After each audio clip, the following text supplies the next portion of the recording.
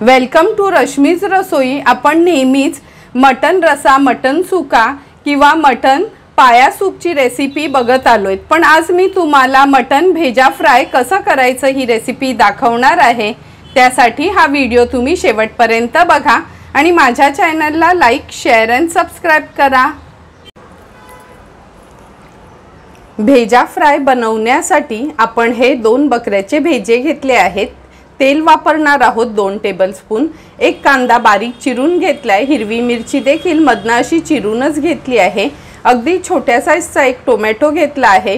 अर्धा चमचा हळद, 2 चमचे आलं लसूण क्रश, 1 चमचा घरचा आगरी कोळी मसाला, अर्धा चमचा गरम मसाला, नंतर कोथिंबीर यूज करणार आहोत। नंतर ह्या भेजा फ्रायसाठी अगदी 1 टेबलस्पून एवढंच वाटण आपण वापरायचं आहे।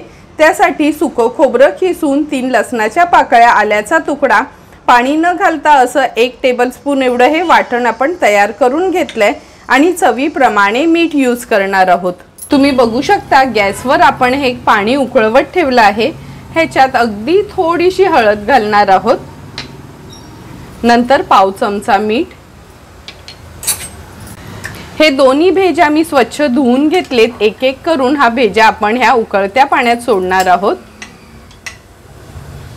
मी कधी भेजा फ्राय असो किंवा भेजा मसाला करताना भेजा एक 10 मिनिटासाठी तरी उकळत्या पाण्यात शिजवून घेते, म्हणजे आपल्या पोटाला पण बाधत नाही आणि झटपट त्याची ग्रेव्ही किंवा भेजा फ्राय तयार होतो।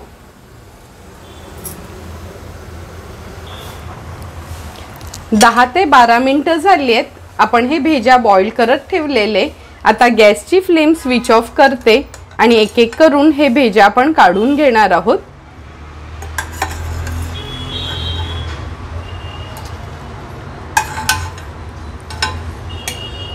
हे बघा, भेजा आपण काढून घेतलं ना का असं मध्ये आहे ना ह्याला थोडंसं असं स्प्रेड करून घ्यायचं आहे आणि ह्याच्या आतमध्ये आहे ना तुम्ही बघू शकता हा एक ना धागा असतो। हा धागा आवर्जून काढायचा असतो, कारण का जर हा धागा काढला नाही ना तर कधी कधी म्हणजे हा भेजा आपल्या पोटाला बाधू शकतो। म्हणून दोन्ही भेजांचे हे मी धागे असे काढून घेणार आहे।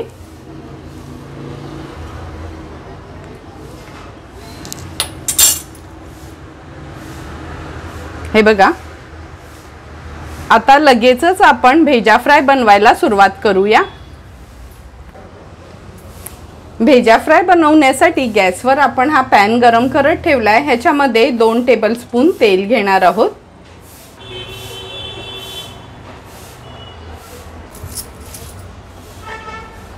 तेल छान गरम झालं। आता फोडणीला ही हिरवी मिरची आणि नंतर हा बारीक चिरलेला कांदा ॲड करूया। हा एकच कांदा मी घेतलाय, कारण का भेजामध्ये खूप सारा कांदा वगैरे ॲड नाही करायचा किंवा मसाले। कांदा थोडा परतून घ्यायचा आहे।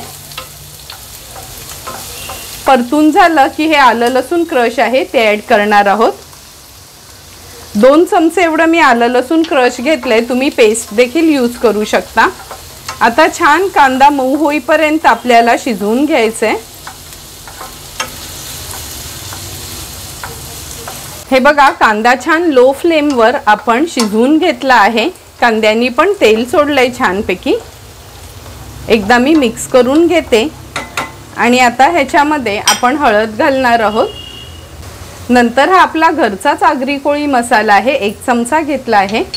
गरम मसाला, हा मसाला देखील मी घरीच बनवला, ह्याचा व्हिडिओ देखील अपलोड केला आहे का हा गरम मसाला घरच्या घरी कसा बनवायचा।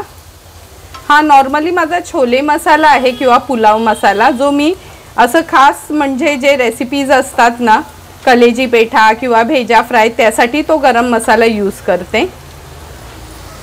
हळद, मसाला आणि गरम मसाला तेलावर छान परतून घेतला का अगदी चमचाभर असे सुकं खोबऱ्याचं वाटण घेतलं आहे। लक्षात ठेवा, भेजा फ्रायसाठी खूप सारं वाटण यूज करायचं नाही, नाहीतर ती भेजाची ओरिजिनल टेस्ट येत नाही।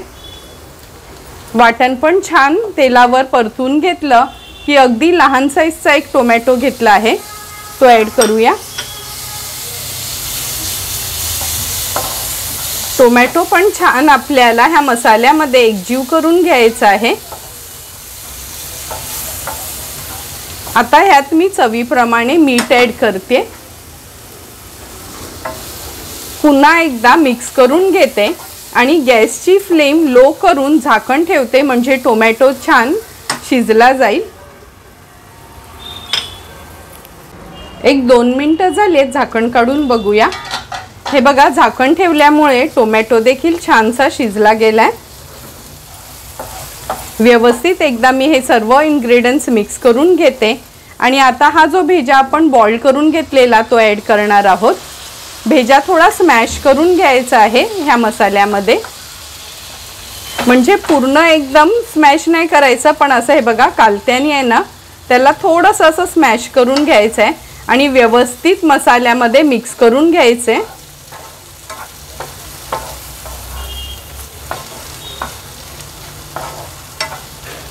तुम्ही बघू शकता भेजा छान आपण मिक्स करून घेतलाय। आता झाकण ठेवून एक 5 ते 6 मिनिटांसाठी हा भेजा आपल्याला ह्या मसाल्यामध्ये शिजवून घ्यायचा आहे। लक्षात ठेवा, गॅसची फ्लेम अगदी लोवर ठेवायची आहे।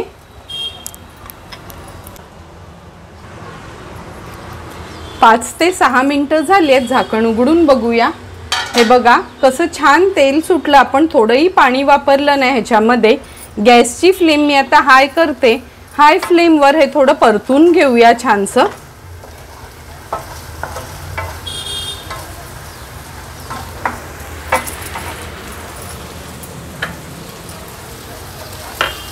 परतून झालं का ह्याच्यावर आपण थोडीशी कोथिंबीर ॲड करणार आहोत।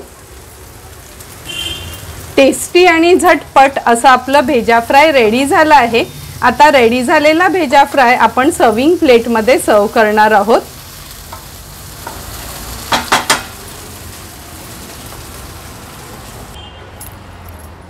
झटपट असं तयार झालेला हे भेजा फ्राय आपण ह्या सर्विंग प्लेटमध्ये सर्व करून घेतो। हा भेजा फ्राय तुम्ही चपाती, भाकरी किंवा कोंबडी वड्यांसोबत देखील खाऊ शकता। कधी कधी आपण जेव्हा बकऱ्याचे पाय आहेत ना त्याचं कालवण बनवतो, त्याच्या जोडीला देखील हे भेजा फ्राय खूप छान लागतं। तुम्हाला पण जर मी बनवलेलं हे आमच्या आगरी कोळी पद्धतीचं भेजा फ्रायची रेसिपी आवडली असेल तर तुम्ही पण नक्की माझ्या पद्धतीने एकदा तरी हे भेजा फ्राय घरी ट्राय करा आणि मला कमेंट करून सांगा की तुम्ही बनवलेलं हे भेजा फ्राय कसं झालं ते।